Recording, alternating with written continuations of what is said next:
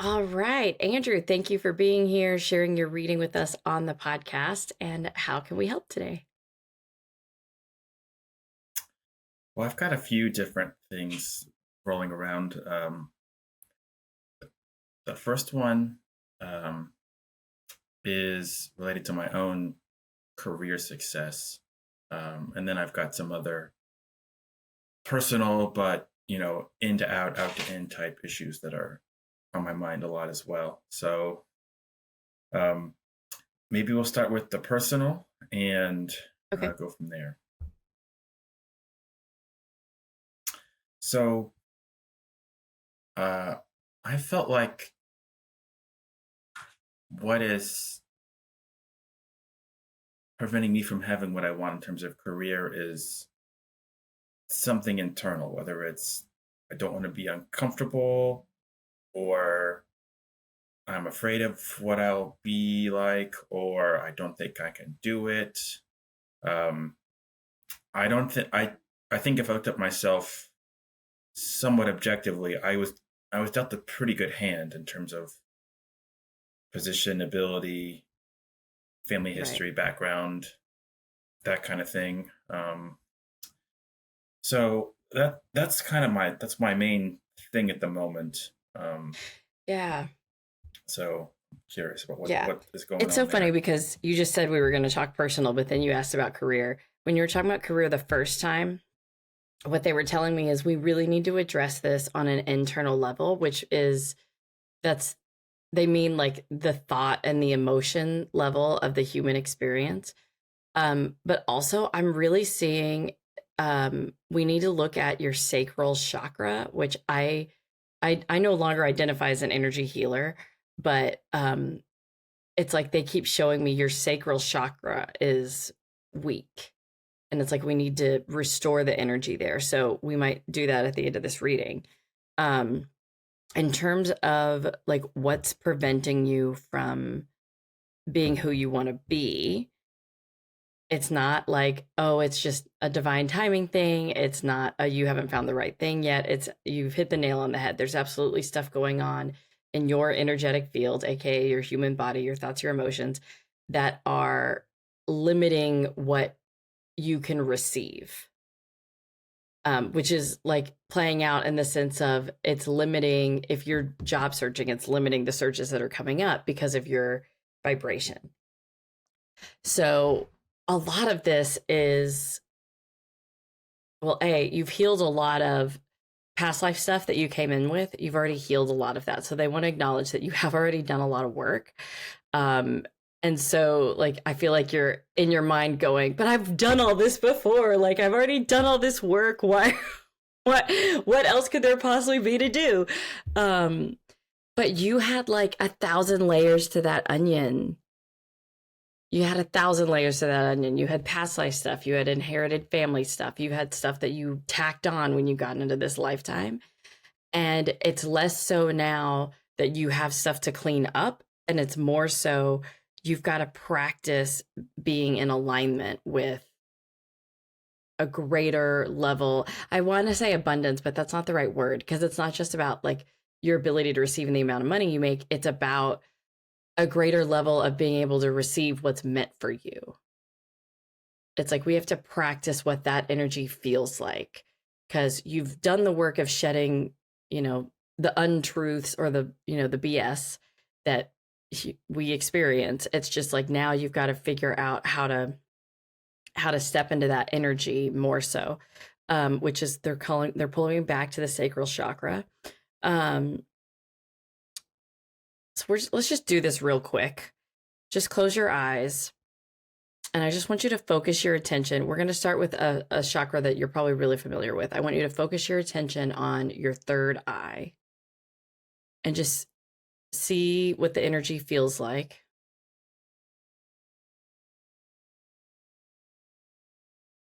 And then now I want you to draw your attention to your heart chakra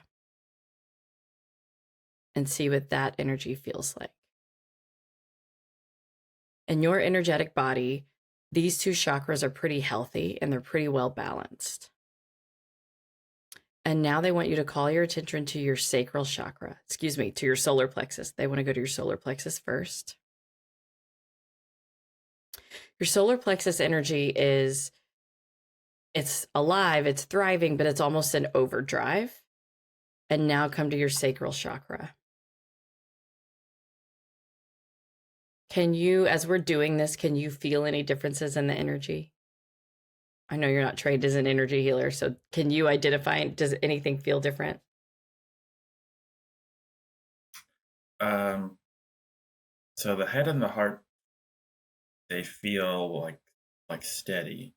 The solar one really has, I mean, it's like, it's not my stomach, but it's, I think if it's that same region, it feels like the hunger is the appetite, if that makes sense. I feel like I have a lot of, I guess appetite's the word I'm going to use, just continual appetite for this and for that, and to see this happen and to do this.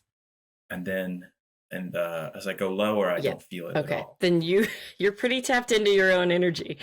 So now we're just going to close our eyes and we're just going to imagine that your sacral chakra is waking up. And if you were to imagine it as like a ball or a sphere of energy, we're going to imagine that that sphere is being filled up with energy. Okay, good. And so now that we've got our sacral chakra starting to be more present, we're just going to go ahead and visualize or allow ourselves to receive the vision of your chakras coming into balance. And you can see, whether you see 7 or 12, that you can see all those chakras kind of lined up. They're about the same size. They move in similar ways, that it seems balanced and clear. It's like what has happened in the past is that your solar plexus was so active to try to accommodate for your sacral being asleep. And so now it's like, we're going to wake up that sacral chakra. We're going to allow the solar plexus to rest. We're going to allow to come it all into balance, so that you can step forward with a clearer vibrational frequency that is easier to maintain. And so they just want you to have this as a practice, and you could do it. It's like less than 2 minutes. They just want you to have this as a practice where you're identifying your sacral chakra waking up, and you're telling the world, I'm ready to step into what's mine. And they want to touch basically real quickly on your root chakra. I don't know what it is that they're healing, but I feel them giving you some healing in your root chakra. It feels like the lower half of your energetic body has just been a little bit out of sorts. And so now they're bringing it all into balance and harmony.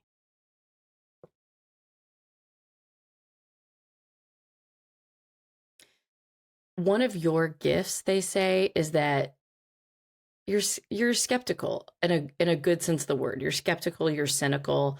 That's actually a really, really healthy energy for this planet, believe it or not. And it's where it comes into trouble for you specifically is you have so much history now that says, well, it's never worked out before. Why is it going to work out now? With like the dream job, or the job that makes X amount of money, or the whatever. You've got all this history that says, I'm not the guy that gets the thing that I want. And so they're like, you need to find a way to talk to your skeptical brain and allow it to focus on, but I am the guy that does whatever it takes to move to the next step. I am the guy that's capable of creating new things that I haven't had before. It's like, you got to give yourself something really meaty and like historical and real to grab onto to help you rewrite that story. Because now you have all this evidence of, I'm so capable, I have everything I need, and yet it hasn't happened. And so you vibrationally can like return to that place over and over and over again. And it's like, we got to get your brain on board with, that was the past, and here's what all I have made happen, and here's how I have like stepped into abundance. Um, you got to get your brain on your side a little bit, if that makes sense. Um, and then there's also been aspects of what is going on around you. Like I know they said earlier it's not divine timing, but some of it is divine timing. Like I feel like there's some circumstances about where you've lived, who your friends have been, what your family's doing. There's been some circumstances around you that in many ways were blessings and in many ways were quite limiting to what it is you're trying to be now. And so shedding some of those circumstances, not even shedding's not the right word. Okay, excuse me. Retooling some of those circumstances to be in higher alignment with where you want to go is that's kind of been this process that you've been in. I I feel like we're talking really vague. So has this answered your question or do you want to ask a more specific question? Well, that's the beginning of that was the first situation. And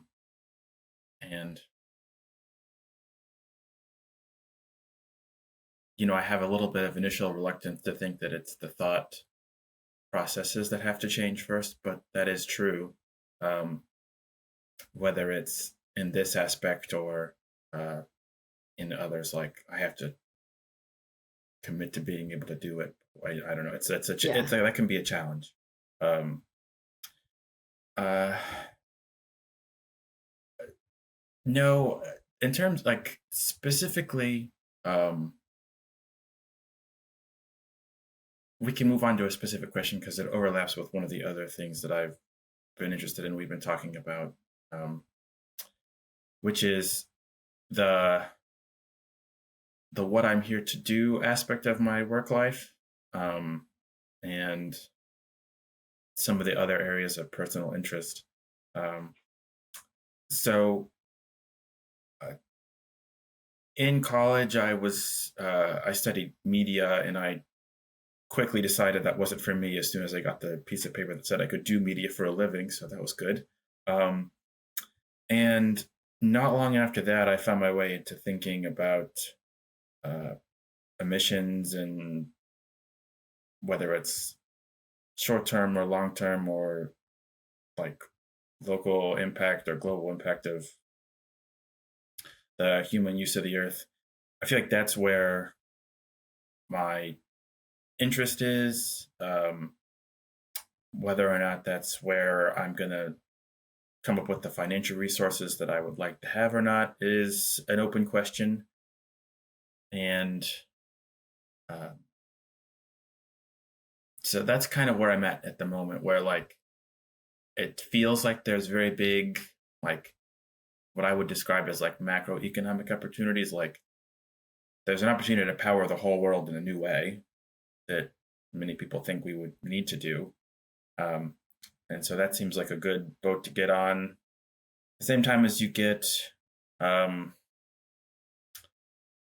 the media landscape is all doom and gloom about how nobody like me can get a job anymore. There's no jobs. Like there's hiring, but people can't make enough money, and we have all these problems, and everyone has not enough funding for everything. So it's kind of a strange situation to be in. Like and that might be Yeah. part of the first answer they gave me, which is that I have to change my internal thought instead of all this back and forth of my media diet and whether I'm qualified and whether I'm capable and whether there's even Right. this to do. And Right.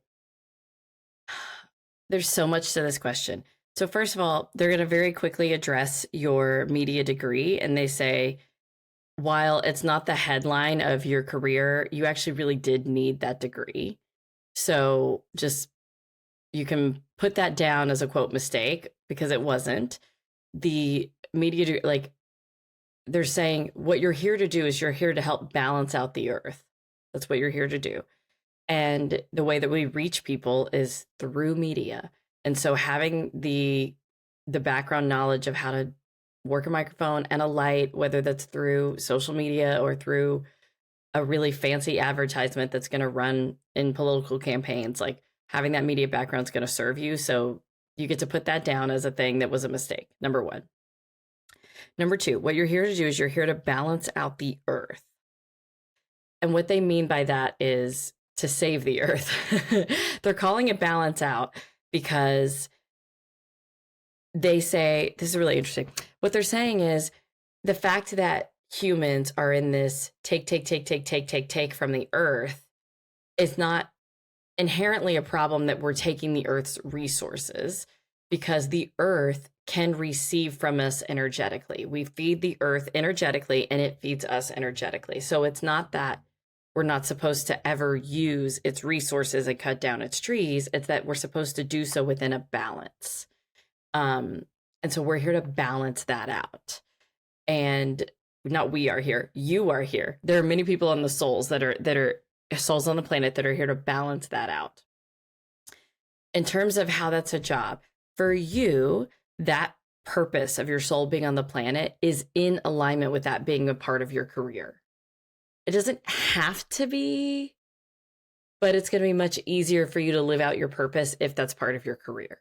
There are other people, their purpose has nothing to do with their career. And so they thank you for bringing that point up. But for you, you could get a job doing whatever, coding. You could get a job doing whatever and make the money that you make.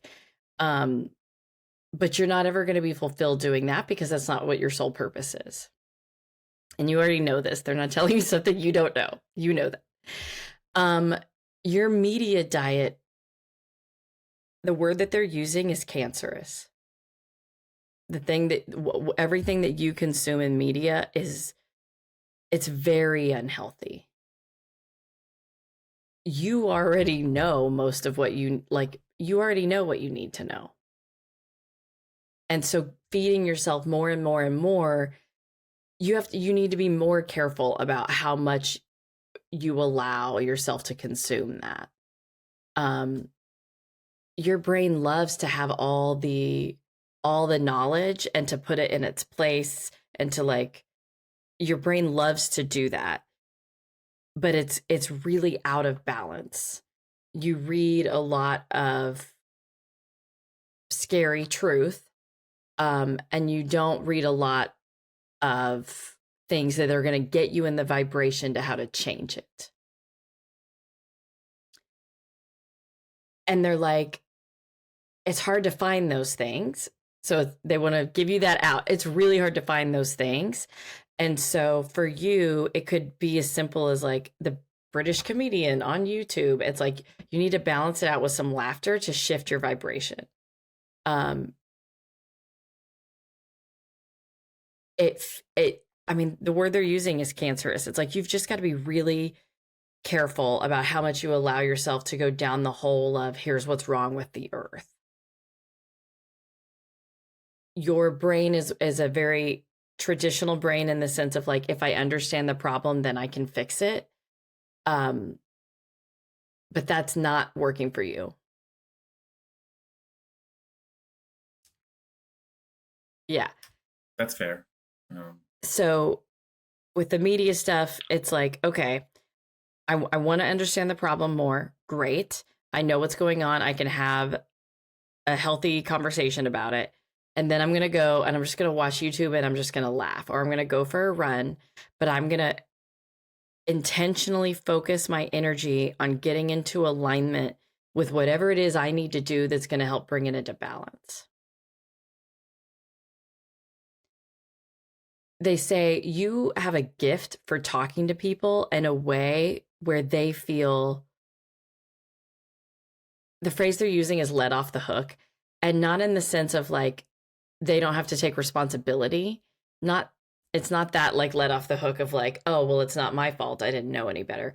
But it's let off the hook in the sense of, I'm not going to beat myself up about what I didn't know before. I'm just going to, now that I know, I should probably use this water bottle instead of that water bottle. I'll use this water bottle. So it's you don't know that you have this gift. It's you need to know that you do have a way of talking to people that gives them understanding of course I didn't know better. Like, of course I was asleep at the wheel, but now I feel empowered to drive the other way. So they would encourage you to step into and own that strength of yours and be in front of the camera. So when you're looking at job potential, it's like you could be a lobbyist that's on camera. You could be a TV personality that's on camera. And it doesn't mean that that's like your main job is being in front of the camera, but it's like there's an aspect of that where even though you've read all this stuff and even though you are kind of cynical by nature, energetically, there you have an understanding and a grace. That's kind of the word they want to use. You have a grace for other souls on the planet not having done, quote, better in terms of the balance. So that's an important aspect of you. I keep coming back to lobbying. Have you looked into this? A little. It just seemed like a challenge because I'm not a lawyer. But if I was thinking about what would do the most to change anything, it's the big political shifts. It's like what we subsidize, what we don't subsidize, what we penalize with taxes. You know, as we're not rational beings, but we do have the emotional feeling of whether or not this is good or bad for us and our purchasing power or our options in the future. So if something is like, this is healthy and cheap, I'm going to do it. And versus like, this is expensive and bad for me. I don't know. This may not be a good thing. Right. But I don't know that I have felt like I had the wherewithal to do that. But at the same time, increasingly it strikes me as like back to my original degree, a problem of the narrative. Like everyone hangs on to a story about whether or not this is the case or not the case, and I get frustrated with a lot of like, in the face of all factual evidence, someone has decided that this story is the one for them to believe, when all the evidence suggests that that story is bad for them and completely inaccurate and leading them astray. So that just I guess I even have some internal turmoil about that being the way that this would, like, changes would be made is based on the story of it, not even the truth of it or the percept. I don't know, that even that part is challenging for me because I'm like, what? We don't need a story about this. This is what it is. But so what makes you a minority among humans on the planet is that you're rational first. Most humans are emotional, and then we use our, quote, rational brain to back up whatever it is that we're feeling, which is what's happening for people in their story. You know what I mean? Whereas you are willing to look at the data and then just be like in terms of COVID, people just got tired of masking. They're like, I just don't want to anymore. I'm just going to decide I don't need to because I'm tired of it. And because I'm tired of it, then I'm going to go look at all the data that says it's better than it was, and I'm going to stop masking. Like, that's, people had that, whatever. Whereas people like you can look at the data and be like, yeah, COVID's better, but it's still a thing. I'm also tired of masking, but I'm going to get over it and I'm going to do it. Like, just as an example, it's like other people hit their emotional wall and then they go find the data to support their emotion. You're one of the few humans that actually starts with with logic and data, and then is like, I'm going to have whatever emotional response I need to have, and then I'm going to come back to the data. You know, like, so just with you, exactly what you said earlier. So it's like, I understand why humans behave that way. It's frustrating for me, but I know that they behave that way. So I guess I got to figure out the narrative. So coming around to that has been a challenge, but it does seem like the Yeah. next thing to Your do. guides want you So to I want to, introduce yourself to lobbies that you're interested in partnering with. It can be directly related to um, balancing the earth, as they would say, or it can be related to political change. So, like, if there's a lobby near you that wants to do something with the Supreme Court or wants to end campaign finance reform, like, it doesn't have to be directly about the climate. If it's something about changing the political structure, that would also be good. But they want you to become friends with lobbyists that are in line with what you want, because the lobbyists that are trying to create a world that looks like the world that you would want to create, they need help. They need help. So they've got to figure out how to become more powerful in order to get this world into balance. And so if you could reach out to them, that's going to be a good place for you to be.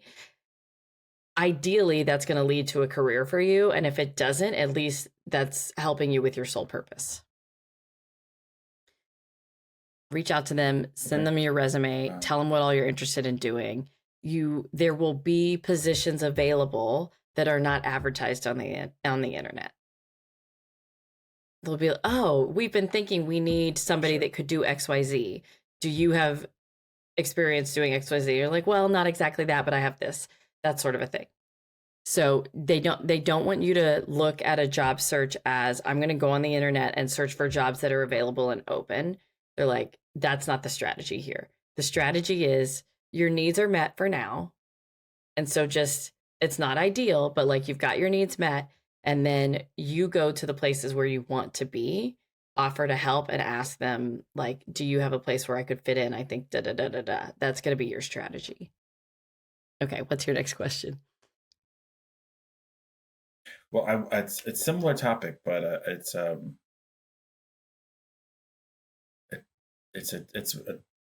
non-career take. It's a my personal life take.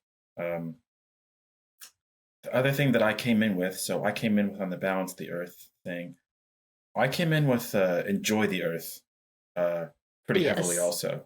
So, and to me, that has shown up as some privileged exploring it and burning some carbon in the process. And I don't want to stop, but I do want, because it's fun, but I do want it to change. And for example, the like offset markets, it's pretty cloudy that works or doesn't work at all. And I've been of the opinion that the Band-Aid's better than nothing, which is what that is. And I'm willing to have a different Band-Aid if doing it is reasonable. And again, I'm not going to say that like I give myself the permission. It's available. It's a service. It's available. So that part, and kind of like just some personal decisions around, conspicuous consumption, or suiting my own needs or desires. Because occasionally I can get caught up in the like, well, everyone else does it, so it's okay if I do it. But if it's okay, everyone does it, everyone keeps doing it. But the other side is like, well, I'm here now, and I do want to do this, and it's other than the emissions, it doesn't hurt anything. They're so glad that you asked this question, because they're giving me information that I've literally never heard before, but it makes total sense. The earth, I'm going to call her a her, she wants us to enjoy her. Think of it as a child that comes to you and like wants to tell you a joke or wants to like give you a hug or whatever. It's like the child's here, they're having this interaction with you, and they want you to enjoy their presence. They want you to laugh at their joke. They want you to whatever. So the earth has given us all these beautiful resources. We got rivers, we got mountains, we got clouds, we got trees that are big, we got trees that are small, we got like we have all these beautiful things. And wouldn't it be a shame if nobody took the time to enjoy her? So like the earth wants us to climb her mountains and swim in her rivers and sail on her seas. Like the earth wants that. She wants to be enjoyed. The question about like the emissions and the offset, yeah, the offset's totally a band-aid. Yes, band-aid's better than nothing. The earth is in alignment with major political change in the West and elsewhere because the earth understands systems. The earth has its own systems that keep things in balance naturally. So the earth understands this is a systems game, and we got to get the political systems in place to support this balance. So the carbon emissions or the emissions of your flight or your driving or you're buying whatever piece of equipment you have to buy is worth enjoying the earth. Like that's an offset that the earth appreciates. We'd way rather have emissions to enjoy the earth than just about anything else. So if you're like, okay, I'm going to have these emissions because I'm going to eat a bunch of beef or because I'm going to build something for the sake of building it, like, okay, those emissions have whatever vibrational frequency they have. But if you have emissions because you are going to enjoy the earth, the thing that like we all chose bodies for a reason, then those emissions have a totally different vibrational frequency. It is a gift to the earth when you enjoy her. Now, it doesn't mean that like not to make mindful choices and not to look into like cruises and flights and different. It doesn't mean that we don't have mindfulness around it, but it is an understanding of: am I creating emissions out of gluttony, out of self-service, or am I in like this relationship that we have with the earth is a give and take? If we're enjoying her air, we're enjoying the flowers, whatever. It's like she receives from that. If we had to think of the earth as a soul. And many of the people that have the sole purpose of to help balance out the earth, many of them also have that, we're going to say, a soul personality trait of enjoying the earth and of having a relationship. The relationship that you have with the earth looks very different than the relationship that I have with the earth, but we both innately have this enjoyment of her. They're like, do as much of that as you want. You want to get on a plane so you can go climb a mountain or run somewhere differently than you normally run? Like, do it. Does that answer that question? Okay. It does. It just I appreciate the answer, and I'm gonna try. That's not gonna be the thing that I put my Sure. effort into in terms of solving, but I think I am gonna continue to buy the band-aids in whatever form they take. And So they want us just briefly on that the band-aids. When we as humans engage in buying the band-aids that would protect the earth receives that. And so like if think of it from a manifestation point of view, that every time we have an experience, we put into our vibrational field a belief, like, oh, my belief is money comes to me easily because I just found this money on the ground. It's like the earth is receiving that vibrational experience of the people that inhabit me are interested in taking care of me. So the earth's vibration literally changes when more of us engage in those band-aids. So the guys just want to give us that insight that like we should all be engaging in the band-aids even though they're band-aids. Okay, what was your question? okay. Oh, well, those are the kind of the main, like, what am I doing type type things. The other thing that's been on my mind recently that I wanted to bring up, it's related to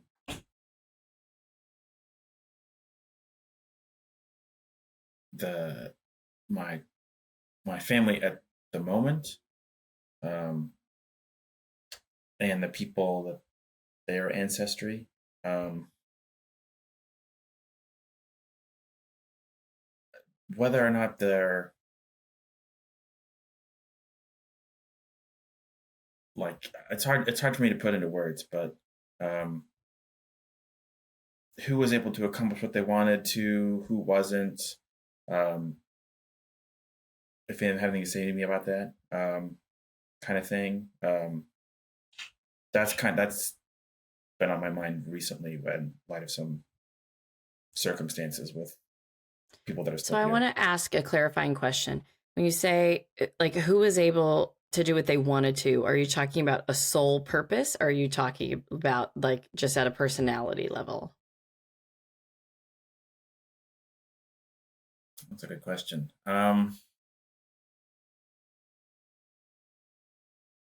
Or we could talk about it both. I guess I'm interested in a little bit of both because the part of it is the the sole purpose thing. I wouldn't know anyway, and I don't think anybody would necessarily know. Yeah. Um, and in terms of like at the expression of the personality themselves, like were they satisfied with like I set out to do this and I did it, or not, or Right. So we're going to talk about four lineages very briefly. We're going to talk about your mother's father's side, your mother's side, and so forth. We're going to start with your mother's side because it's the easier side. Your mother's father's side just didn't want that much, is what they're saying historically. So I'm looking like 6 generations back. So did they get what they wanted? Yes. And also, did they dream big enough? No. But they could get into alignment with like, I want to have a life where I have my own garden and it feeds me, and they had the life with the garden. So it's like they had that. Your mother's side, there's a lot of unrest on your mother's side. Um, there's a lot of unmet dreams personally, less so in the career field. But and I'm looking at like specifically your fourth and your fifth generation back on your mother's side. There's a lot of personal turmoil. Like I'm gonna say emotional interpersonal health issues, but in terms of their ability to create a life that they would want, they had that ability. They just got sidetracked by whatever's going on in their heart chakra and in their relationships. But they had the ability, and some of those souls, they know how to quote grab a bull by the horns and run with it. And grabbing a bull by the horns is not something we're supposed to be able to do, but like some of those souls in that line, they can do it. Um, Many of the souls in your mother's side, those are all. This is going to be interesting because again, I'm zooming in on the fourth and fifth generation back. Those are all souls that it took them some time to be at peace. I feel like there was some unrest, and that's something that has been healing as you come down the generations. Okay, now your father's side. We're going to your father's mother's side. That side feels very it's interesting because we on your mother's father's side we're like, well, they just didn't want much, so they got what they wanted. On your father's mother's side, it's like they wanted so much more than what was available to them. There's a deep, deep yearning on your father's mother's side to have a life very different than the life that they had. And yet, coming back to your point about stories, they were so convinced of their, I want to say, religious stories that it was righteous to not have. So your father's mother's side has a story about not that suffering, essentially, that suffering is righteous. Um, and it was such a strong story that it hasn't gotten healed yet, to be honest. It your father's mother didn't heal it, and your father and you haven't inherited that story as strongly as she had it. And so it just hasn't come up to be healed because it hasn't been present in the energy that much. But that's a strong story that like suffering is righteous. Um, that's something that could be let go of. That's not super strong in your DNA, but it's in there a little bit. Your father's side of the family, they didn't know what they wanted. So did they ever get what they wanted? Yeah, many of them actually did, but it felt like, oh, like today somebody gave me a bouquet of flowers. That's cool. Like they didn't know they even wanted the bouquet of flowers. They didn't know that they had created that for themselves. It's like your father's side of the family.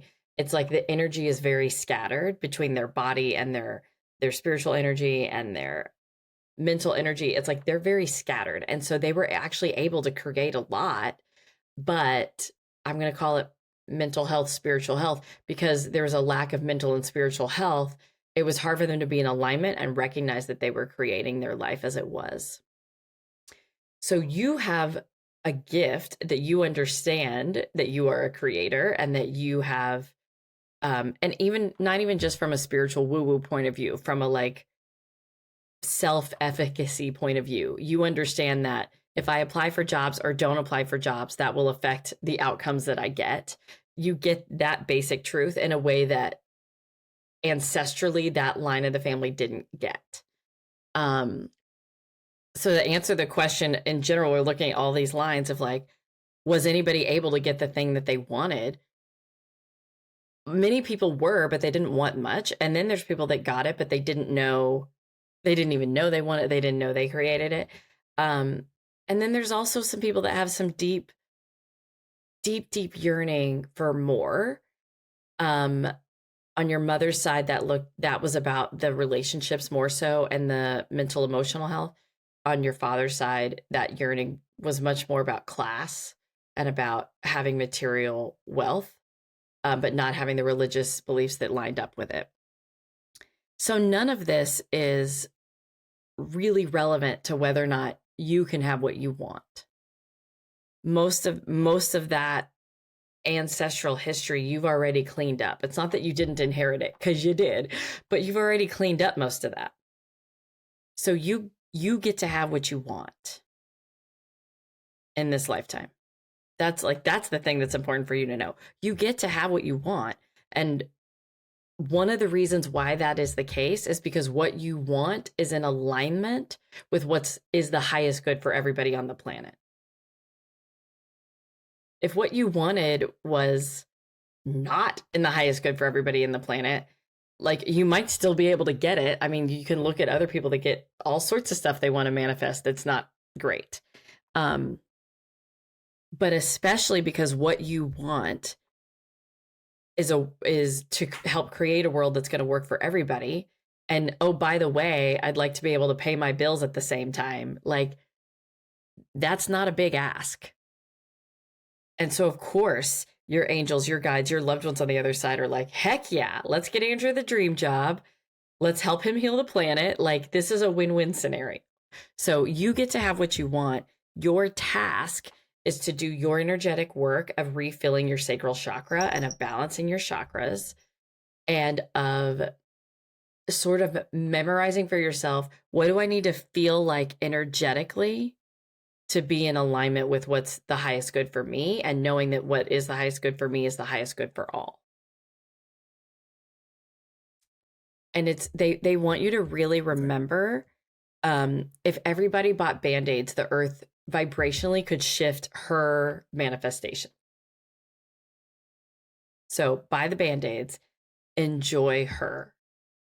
Like that is very, very important, not only to your soul's expression and fulfillment in this lifetime, but also to the earth's fulfillment of her role.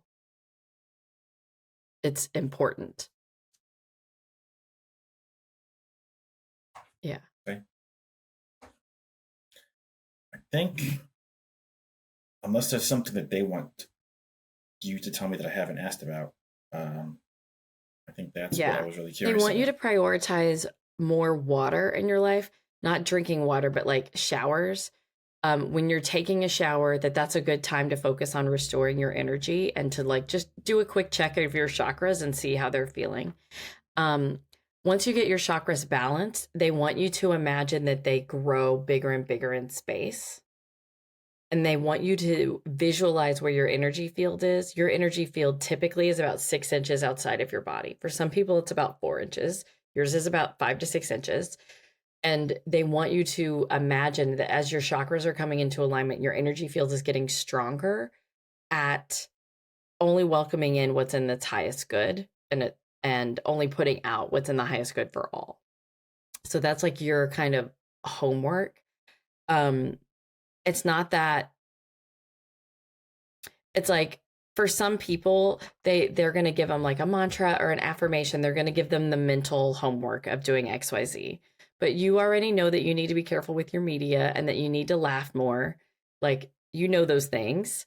For you, it's like, just if I could focus on getting my energy into alignment with what's the highest good, because you've done the healing. Like all that ancestral crap we just identified, like you don't carry that around with you.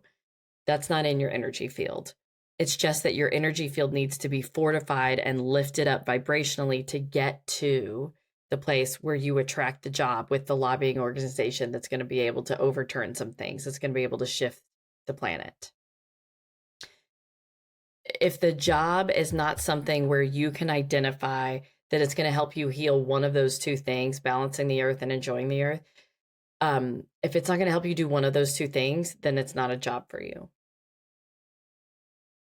And they want you to consider that the job, if it's not a lobbying job, if it's not a political job, then it needs to be a job enjoying the earth. Okay. I've thought about that side of it too. So it's a ping pong. Like, look at how bad this is. Wouldn't going there be really cool? Yeah. Look what you could do if you went there. And she loves that. The earth loves that. Like, she wants us all to be like, wouldn't it be cool if I did this? Wouldn't it be cool if I went and hiked? And if I did, like, she loves that. So even if you don't go and do those things, just spending time vibrationally, enjoying the thought of being with the earth is so good, and it's replenishing to her energy. And all of us having daydreams about how we could enjoy the earth is not going to make up for, the emissions of beef or whatever. Like, so we're not going to be so woo-woo as to say, if we all just meditated about enjoying the earth, that's going to solve climate change. It's not going to, but it is going to help. It is significant when we all vibrationally get in alignment with loving the earth. That changes the vibrational frequency that the conscious collective has about her. So it is important. So yeah, if there's a job that you go, oh, that job's going to let me bike every day. Huh. Like that's a good start. Okay. Okay. This has been very helpful. Yeah, thanks for coming on. I think it's going to be helpful for a lot of people because I get a lot of questions about, like, what do I do about the climate? Like, we all feel so helpless because we understand that it's so systemic. So I think that's going to be really interesting. Thank you. All right. Bye.